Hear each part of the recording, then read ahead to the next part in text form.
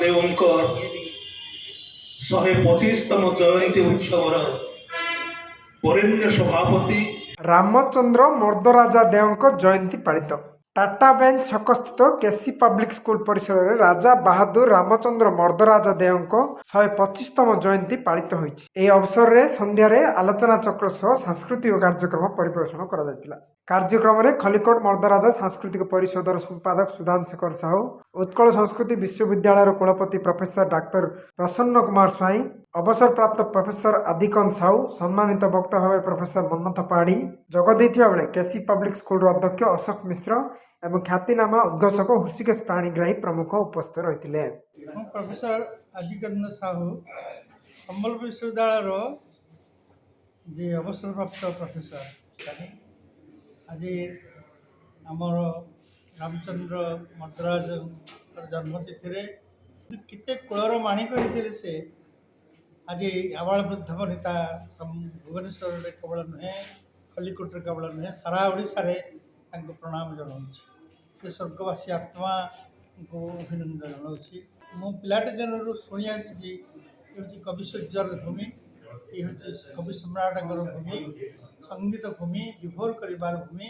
आज बाट सारा आसुला बेले मोर सांग जे अच्छा प्रोफेसर कुलपति कहूली जे ये माटी मत विभोर करे। मुझे थर आसी ब्रह्मपुर खाली चांदीपुर बेलाभूमि नुहे समग्र अंचल जो कलाभूमि, संगीत भूमि, साहित्यर भूमि, काव्यतीर्थ तीर्थ भूमि यहाँ प्रकृत। प्रोफेसर प्रसन्न कुमार स्वाई उत्कल संस्कृति विश्वविद्यालय भुवनेश्वर कुलपति भाव में कार्यरत। गंजाम ब्रह्मपुर में पालन करसंता काली भुवनेश्वर में सरकार पक्ष पालन कर गोटे वार्ता समग्र ओडिशा को आपण मीडिया माध्यम जे रामचंद्र मर्दराज पिता